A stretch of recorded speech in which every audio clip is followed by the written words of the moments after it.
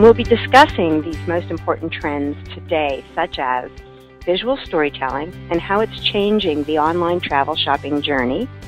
We'll look at the trends in content marketing and how to source, curate, publish, and amplify your marketing material. And we know that that's top of mind based on your poll today. What video can do for your hotel's bottom line.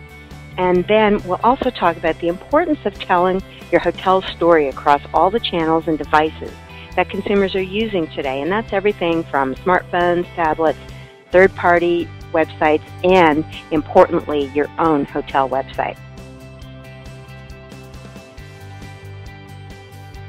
Now, of course, if context is queen, that makes content king.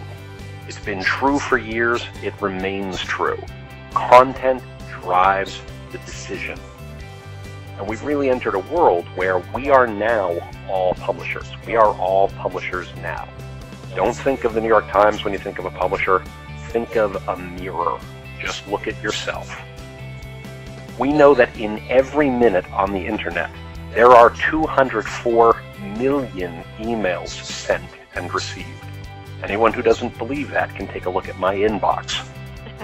We know that there are over 90 reviews written on TripAdvisor every single minute. More than 100,000 tweets being sent out. Some 28,000 photos posted to Instagram. And if you think 28,000 is a lot, you should see the 208,000 photos being uploaded to Facebook every single minute. And in every minute, there are 30 hours of video uploaded to YouTube. And of course, your guests are conducting some 2+ million search queries every single minute. Now, with the ubiquity of search and social and mobile happening, I kind of think that all the various, social networks are going to all morph into one of these days, just called UTwitface. But the reality is that's what our customers expect, and we need to help them find the content that they need in the contexts that matter to them. So in a world where content is king, it's crucial that you cut through the clutter. You've got to create content that is snackable, that is shareable, and that is sharp. They need to work together to answer your guest questions and help them solve the problems that they have so that they can actually make a booking decision and either pull out their credit card or put down their thumb on their Apple Pay and actually make a booking right then when they're ready to. And the other thing is, with the advent of things like new technologies called schemas, you don't need as much content on your website as you once did to be attractive to the search engines. Now, I want to be fair. You still need text. You still need to make sure that the information is there for the people when they're ready to read it, because people read more or less at various points in their decision-making process, in the booking process. What you need to make sure is that you're featuring the things that will capture people and pull them in, and then make sure that you have the content that's necessary when they're ready to scroll down and read a little further, when they're ready to get more information.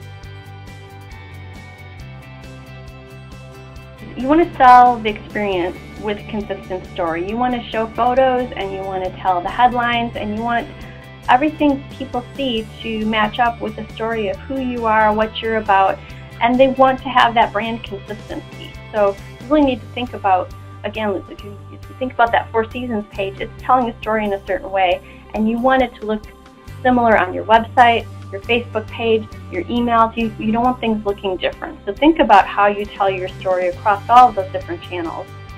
You also want to use visuals and segment your customers.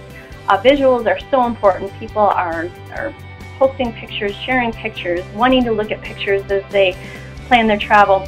Pinterest is really important for brides. So, any hotel that has selling weddings should definitely consider having a Pinterest page and segmenting to those brides. Instagram, I think, is great for dining experiences, food and beverage. People are out being social. They can share pictures of their food. So I'd encourage you to consider an Instagram page for your food and beverage. And I think Twitter is especially good for PR initiatives and communicating with the community, stuff that you're hoping that newspapers or other people might pick up and talk about in the community.